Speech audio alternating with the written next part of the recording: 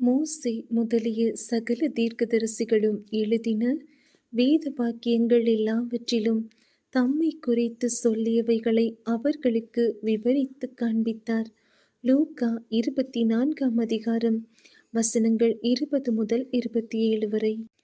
நம்முடைய பிரதான ஆசாரியரும் அதிகாரிகளும் அவரை மரண ஆக்கினைக்குட்படுத்தி சிலுவையில் அறைந்தார்கள்.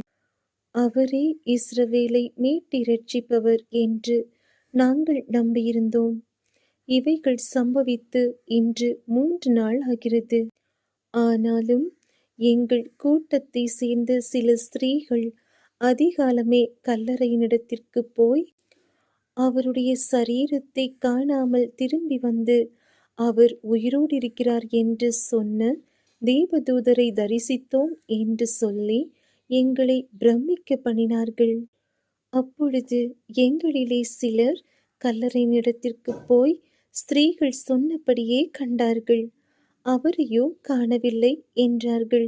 அப்பொழுது அவர் அவர்களை நோக்கி, தீர்க்கதரிசிகள் சொன்ன யாவையும் விசுவாசிக்கிறதற்கு புத்தி இல்லாத மந்த இருதயம் உள்ளவர்களே, கிறிஸ்து இவ்விதமாக பாடுபடவும் தமது மகிமையில் பிரவேசிக்கவும் வேண்டியதில்லையா என்று சொல்லி, மோசே முதலிய சகல தீர்க்கதரிசிகளும் எழுதின வேத வாக்கியங்கள் எல்லாவற்றிலும் தம்மை குறித்து சொல்லியவைகளை அவர்களுக்கு விவரித்து காண்பித்தார்.